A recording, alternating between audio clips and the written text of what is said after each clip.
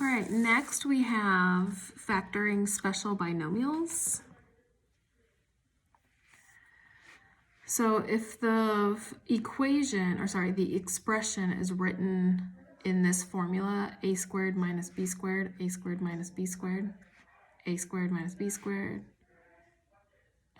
a squared minus b squared, then we're going to use this as our final answer. Okay? I'll come back to this in a minute. If this is a plus sign,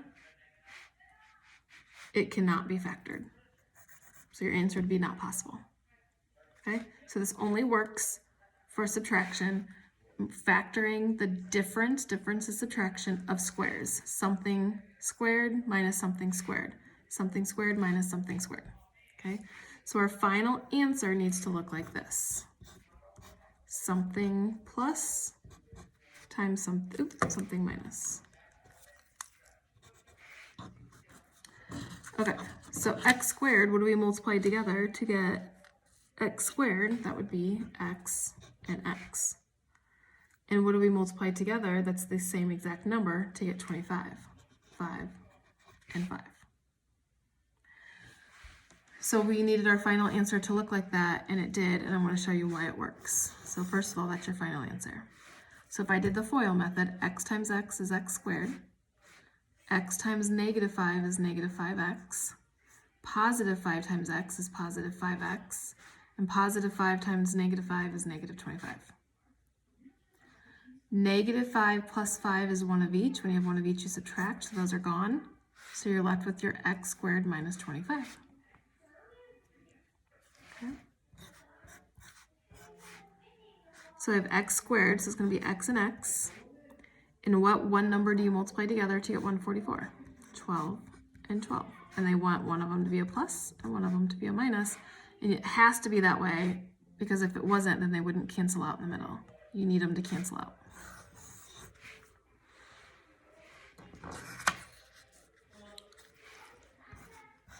Okay. Well, now we're getting into some bigger numbers and with exponents with bigger variables with bigger exponents. So first look at your 81. 81 is going to be 9 and 9. X cut in half would be x6, x6, because when they are side by side, when you multiply, you add your exponents. 6 plus 6 is 12.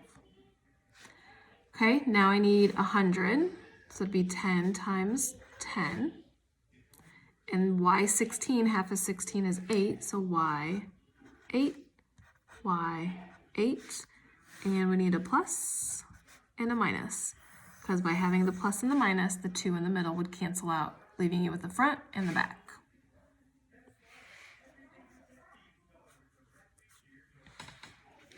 Okay. 121 is going to be 11 and 11. A to the fourth would be A2 and A2. 49 is 7 and 7. Half of B is 5, so B5, B5. Plus and minus. Because this would give me 121A4 minus 77 A squared B5. This would give me positive 77 A squared B5. And then this would give me my minus 49 B10. And those in the middle would cancel out. Okay. So then when you get to ones like this, like all of the ones that we've been doing so far, they've worked out perfectly. X and X gives me that, X and X gives me that, 9 and 9 gives me 81. Well, there's nothing that is the same exact number that you can multiply to get 5. So if that happens, look and see if 5 can go into this. And it can, because it ends in a 0. So that means we're going to factor out a 5 first. So 5 times x squared gives me my 5x squared, and 5 times negative 36 gives me my negative 180. Now I can factor this one out like these. But now I just have a 5 at the front. So x and x give me my x squared. 6 and 6 give me my negative 36. One has to be positive, one has to be negative.